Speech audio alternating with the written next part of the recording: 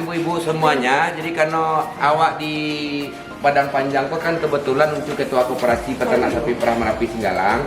Jadi kini Uncu tidak fokus di kandang oleh Bu. Fokus Uncu adalah bagaimana mengolah tadi juga memasarkan produk yang dihasilkan oleh para peternak awak yang ada di Kota Padang Panjang. Jadi setiap pagi dan sore para peternak awak yang ada di Padang Panjang kok ngantar susunya ke sini. Nah, satu ekor sapi Uncu yang agak marasai yang memang sisa sai kok, sisa sa namanya. Nah, sisa sa kok di kegiatan wisata edukasi ini sangat berperan penting untuk wisata edukasi karena di wisata edukasi itu semuanya boleh ikut memerah sisa sa kok.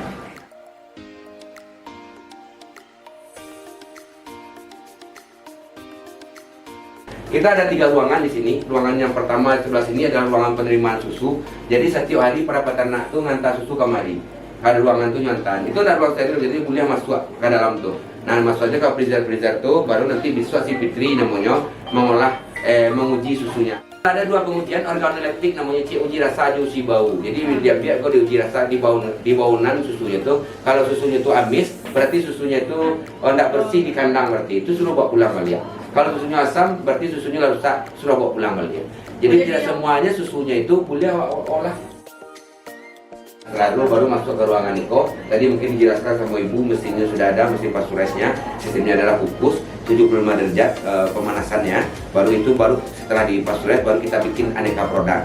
Bikin susu pasteuris, bikin permen, es krim, segala macam. Nah, yang Niko adalah ruangan produk jadi.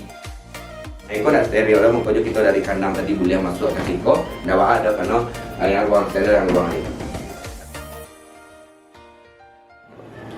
Perkenalkan, nama saya Rika Emilia. Kebetulan saya supervisor di pengolahan susu Serambi Milk. Tadi kami mengadakan pelatihan bersama dengan ibu-ibu di Kota Padang Panjang. Tadi kami membuat produk olahan susu seperti susu pasteurized, permen susu, es krim, terus kita ada membuat yogurt. Prosesnya untuk pasteurisasi itu sangat sederhana. Itu bisa dilakukan oleh semua anggota di rumahnya sendiri. Kita masak susu, terus kita atur suhunya, baru bisa kita penambahan seperti gula, mau dikasih rasa stroberi apa saja. Dan tadi kita juga bikin permen susu. Permen susu ini prosesnya memang yang paling sabar di antara produk olahan di Serambi Milk, karena permen susu membutuhkan waktu 3 jam. Dan pas 3 jam itu tidak boleh ditinggalkan. Nah, di situ tingkat kesabaran kita diuji. Tadi kita juga bikin es krim. Kebetulan es krim ini adalah kami bilang paling lezat di Sumatera Barat. Itu memang sudah dibuktikan oleh pelanggan-pelanggan kami yang mencoba es krim. Itu prosesnya juga gampang, cuma kita harus ada alat khusus untuk proses pencetakan es krimnya. Secara manual, ibu-ibu kita ini juga bisa membuat di rumah. Tadi sudah kami ajarkan juga cara yang manualnya. Terus yogurt adalah fermentasi susu juga. Kita tadi ada proses pembuatannya dari yogurt sampai ke yogurt yang udah bisa dikonsumsi, yang udah kita kasih rasa. Tadi ada 4 rasa kayak kami bikin, vanilla, melon, strawberry, anggur. Alhamdulillah proses pelatihan hari ini alhamdulillah berjalan dengan lancar.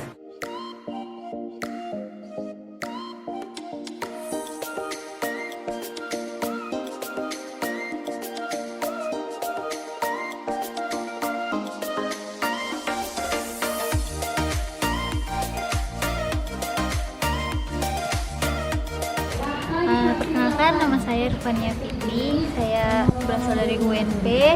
Di sini saya sebagai fasilitator untuk mengajarkan tentang makanan jenis olahan pisang. Tadi ada kita membuat pisang kipas crispy atau pisang kipas tepung panir, pisang kipas manis dan gurih. Lalu tadi ada juga bolu dan brownies. Pisang kipas crispy itu tadi dia pisangnya di slice jadi 5 atau 7 bagian, lalu masukkan ke dalam adonan. Adonannya itu terdiri dari tepung terigu, tepung maizena, tepung beras, terus ditambahkan air, tambahkan garam dan vanili. lalu digoreng sampai golden brown atau kuning keemasan, kuning kecoklatan. Lalu tadi juga ada membuat bolu. Bolu itu tadi di oven selama lebih kurang 40 menitan di suhu yang 180 derajat. Lalu adonannya itu dibuat seperti kental berjejak, putih pucat kental berjejak. Jadi dia lembut teksturnya dan dia kembangnya bagus. Lalu tadi juga ada brownies. Brownies itu jadi kita buat yang dikukus. Nah, kukusnya selama lebih kurang 40 menit. Juga kita buat keripik dari pisang yang berlebih. Jadi kita buat keripik yang dikupas dulu kulitnya, lalu diiris langsung ke penggorengan biar dia garing dan tidak lembek gitu. Lalu tadi setelah keripiknya itu matang, setelah keripiknya itu kering, kita taburkan sama garam sama gula halus biar ada rasanya.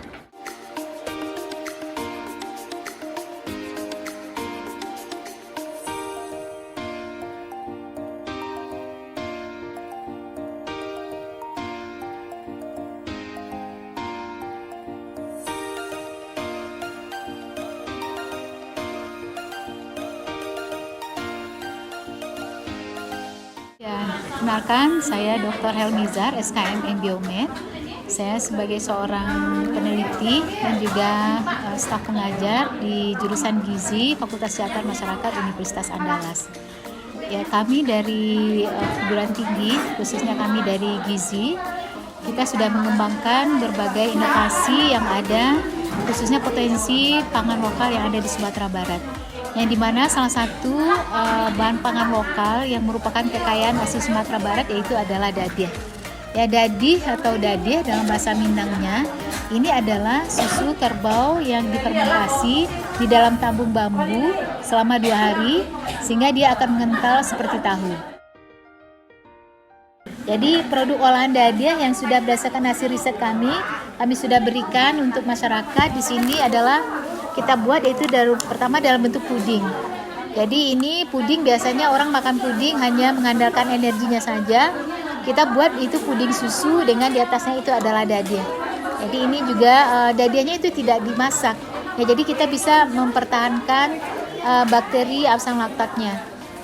Jadi ini puding ini bisa ditambahkan dadih di dalamnya dan kemudian kita buatkan fla sebagai toppingnya ya, sebagai isiannya. Jadi yang pertama produk olahannya itu adalah puding.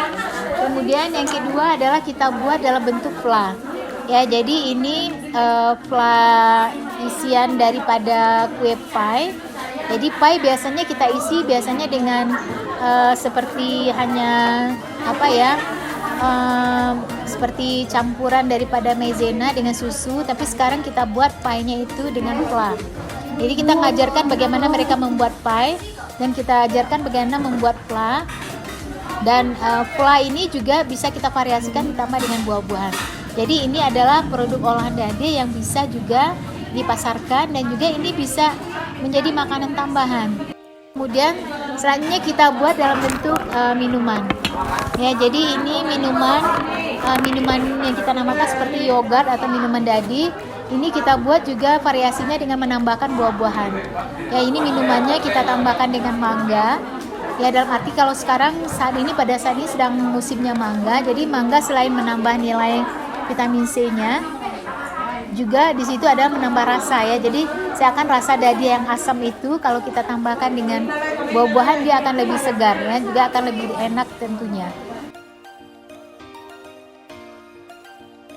Jadi ini adalah salah satu variasi daripada produk olahan daripada dadih dan tentu masih banyak variasi yang lainnya. Tetapi dengan beberapa macam contoh olahan ini, kami yakin ini bisa menjadi suatu usaha inovasi baru khususnya untuk UMKM kecil dan juga masyarakat kita yang tentu dalam arti bukan hanya ekonomi yang kita tingkatkan tapi adalah meningkatkan gizi masyarakat khususnya.